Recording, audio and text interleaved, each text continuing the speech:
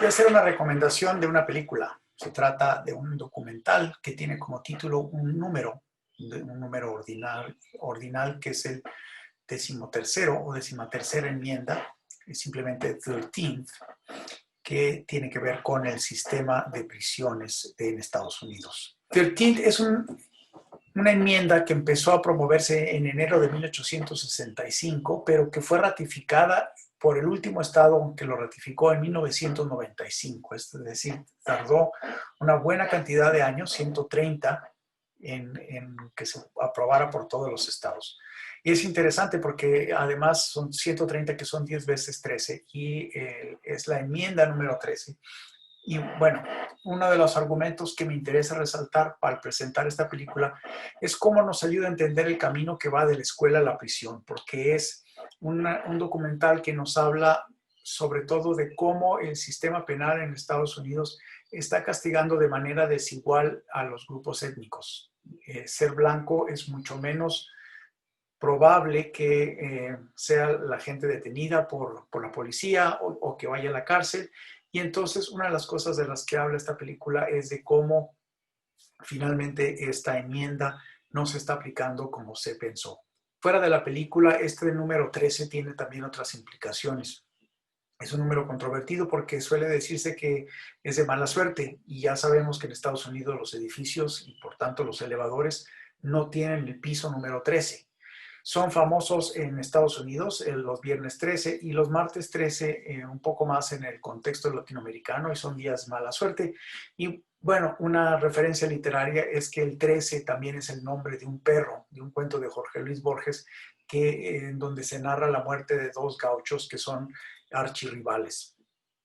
Esta 13ª enmienda, como ya decía, se aprobó en 1865, surgió en enero y hacia diciembre ya se había completado el número necesario para que se aplicara a nivel federal. Y quiero también comentar en este documental se habla del estudio de las tasas de escolaridad y de estancia en prisión por los grupos étnicos como una de las medidas que nos dan una idea de cuál ha sido el éxito o el fracaso de los grupos inmigrantes y por tanto se convierte como un indicador clásico para poder saber cómo los grupos inmigrantes están avanzando en la sociedad estadounidense. Y a veces se hacen estas comparaciones, por ejemplo, entre puertorriqueños y cubanos, mexicanos, hondureños, afroamericanos y demás. Como ya decía, alude a esta enmienda que trata en contra de la servidumbre involuntaria. Lo que está diciendo es que nadie puede ser privado de la libertad si no hay una razón verdadera y poderosa que a la gente la meta a la cárcel, pero que además no se le puede obligar a trabajar de manera involuntaria. Esta película está dirigida por Ava Marie DuVernay. Ella nació en 1972, es californiana, pero de padre inmigrante. Y bueno, lo que nos platica ella es este contexto, pero es algo que ha tratado ya antes, que lo trata estos temas sociales. Lo trata en su película de 2012, que gana un premio en el Sundance Film Festival. En 2014, Selma, que es un drama histórico que habla de las marchas de los 60 para favorecer el voto de la población afroamericana, que implicó una serie de dramas y de muertes y de enfrentamientos, y eran pues unas marchas pacíficas. Y por cierto, hace unos pocos meses murió uno de los principales protagonistas, el senador Lewis, que Barack Obama incluso habló dio un exégesis en el día de su entierro. Y la última, que es una película muy reciente, como Una arruga en el tiempo, de 2018, que fue producida por Disney. Y una de las cosas que se menciona de Ava Marie DuVernay es que fue de las primeras mujeres negras o afroamericanas en recuperar $100 millones en taquilla. Esto no viene en el documental, pero sí lo quiero señalar. Es muy evidente cómo hay estas diferencias por cada 100,000 personas que hay en las cárceles en Estados Unidos en 2010, cómo se da esta proporción. Ni siquiera necesitamos hablar de los números, pero los voy a mencionar. Los asiáticos, por cada 115 asiáticos hay 2.306 personas de negros en la cárcel. Y esto es por cada 100,000 de cada categoría racial. Es decir, que si hay 100,000 personas de origen asiático, 115 están en las cárceles y 2.306 están, de esas 100,000 de origen étnico negro, están en las cárceles. Y para los blancos son 450 que no son latinos. Para los latinos, 831 por cada 100,000 latinos. Para los nativos de Hawái o de las islas del Pacífico es de 1,017, más alto que de los latinos. Y para los indígenas americanos o de Alaska es de 1,291. Y aquí entonces se ve muy claro que hay una enorme diferencia en la cantidad de personas que entran a las cárceles por grupo étnico. Bueno, y aquí presento también una gráfica de cómo esto también en el último siglo, de 1910 a 2010, también por cada 100,000 mujeres, cuántas están en la cárcel. Y esto ha aumentado muchísimo. Y esto está, pues nos habla de algunos de los argumentos importantes del que nos habla 13 o 13, que empieza con la voz en off de Barack Obama, no sale su imagen, solo en un discurso Barack Obama dice que Estados Unidos tiene el 5% de la población mundial y sin embargo el 25% de las personas que están en la cárcel están en las cárceles de este país. Es decir, 1 de cada 4 presos en el mundo está en una cárcel de Estados Unidos. Y entonces ya con solo pensar en ese dato, el documental empieza a dar otra serie de datos de cómo ha crecido la población carcelaria entre 1970 y 2020. Y bueno, vale la pena recordar en la gráfica que ya les mencioné cómo esto tiene que ver con una discriminación. Bueno, ¿qué discusión se presenta en este documental del que quiero comentar hoy? Tiene que ver con la desigualdad social. Son las razones que nos permiten entender Black Lives Matter y todo el asunto de cómo la policía discrimina por portación de cara y por portación de color de piel y que entonces uno encuentra que hay importantes diferencias por grupos étnicos en la gente que está en la cárcel.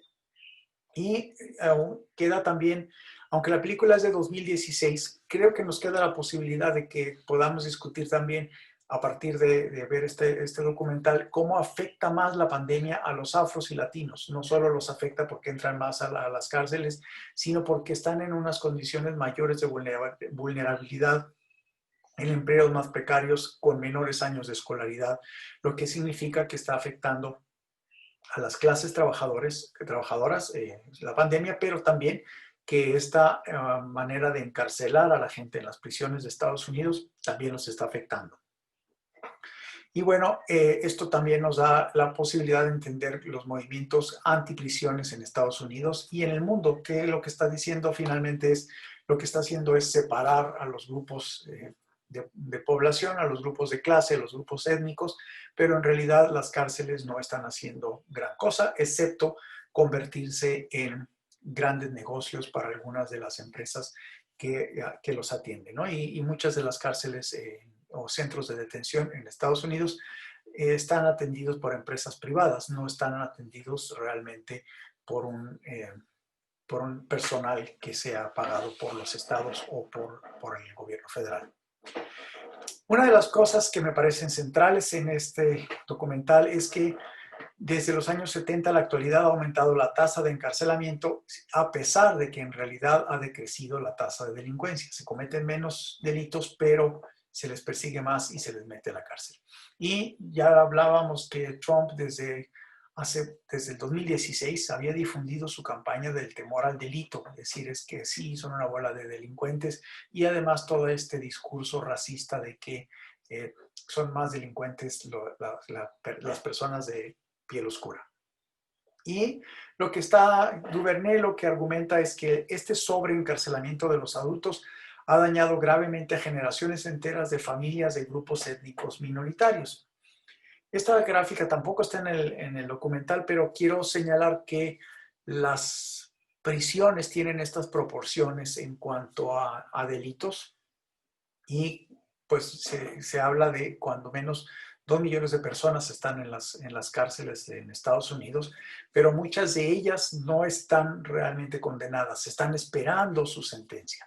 Y muchas de ellas también eh, pues están en prisiones a cargo del presupuesto federal, muchas en los presupuestos locales y sobre todo la mayor proporción en las prisiones estatales. Para poder ver el documental les dejo la liga, pero quiero hablar también de que hay otros datos que nos permiten entender. Este documental da muchísimos datos, habla de muchas entrevistas, lo que usa muchas imágenes históricas de cómo se daba la represión, sobre todo contra los grupos afroamericanos, pero también contra los latinos. Y lo que nos está hablando también de como toda una forma en la que el tejido social está de alguna manera un poco descompuesto, digamos, porque no es parejo para todos el tratamiento que hace la policía y el tratamiento del sistema penal. Hay una iniciativa de política en cuanto a las prisiones que tiene una organización y tiene estos reportes de los que les presenté una de estas gráficas de cómo se distribuye la población carcelaria, que me parece que es importante para poder entender el contexto y la gran ventaja es que esta página se actualiza y tiene siempre datos que valen la pena estarlos consultando, a diferencia del documental que, bueno, quedó terminado en 2016 y todavía no tenemos como un epílogo de qué pasó después, ¿no? La otra es el argumento del camino de la escuela a la prisión en Estados Unidos.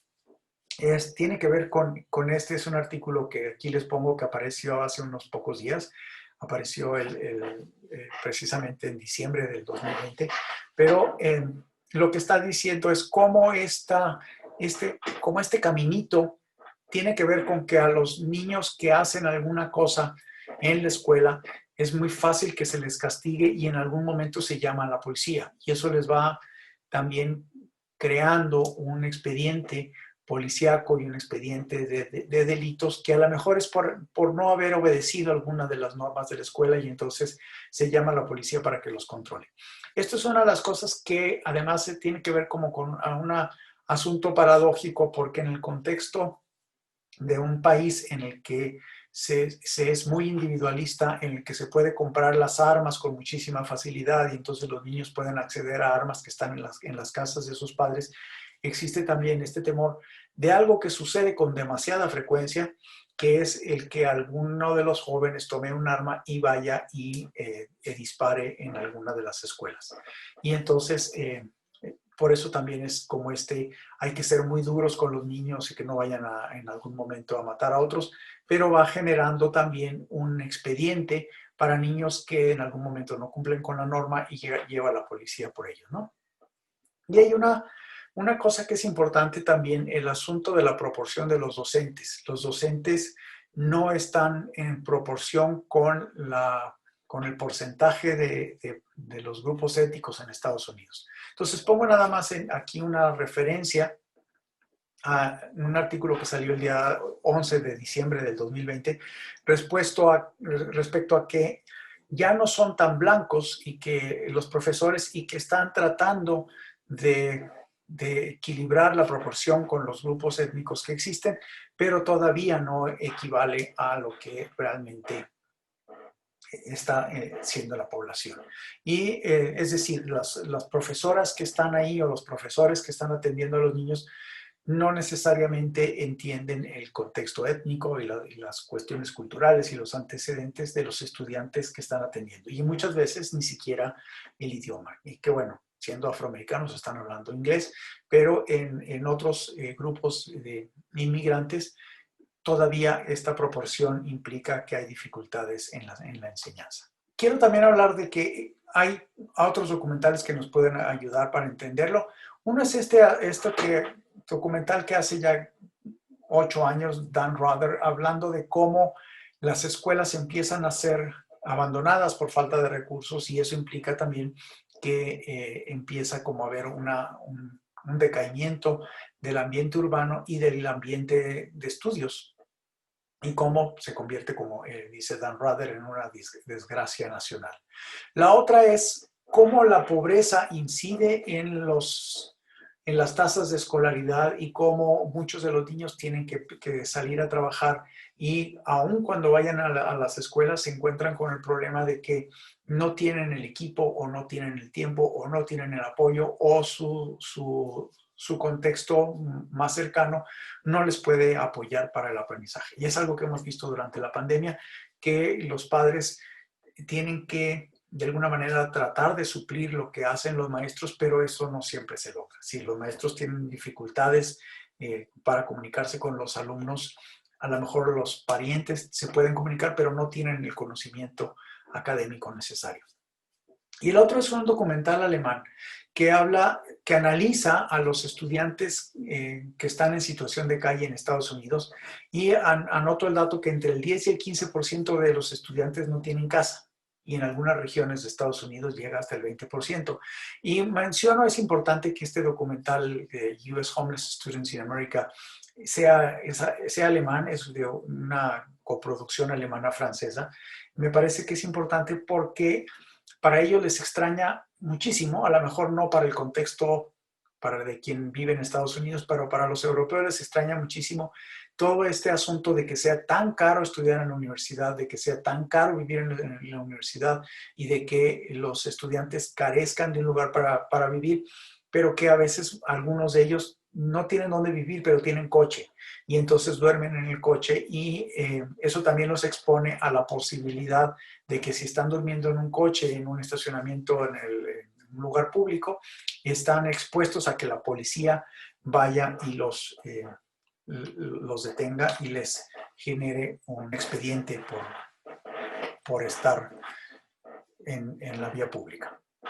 Bueno, eso es lo que quiero compartir, y me parece que es importante que podamos seguir esta discusión porque también tiene implicaciones para América Latina. Me parece que este asunto de importar muchos de los sistemas de lo que sucede en Estados Unidos de alguna manera puede tener implicaciones que no quisiéramos para nuestras sociedades, que es el asunto de una discriminación por clase, o discriminación por género, o una discriminación por edad. Y es lo que vemos ahora, que muchas de las veces el ser joven o el ser de piel más oscura hace a la gente sospechosa de estar saliéndose de la ley.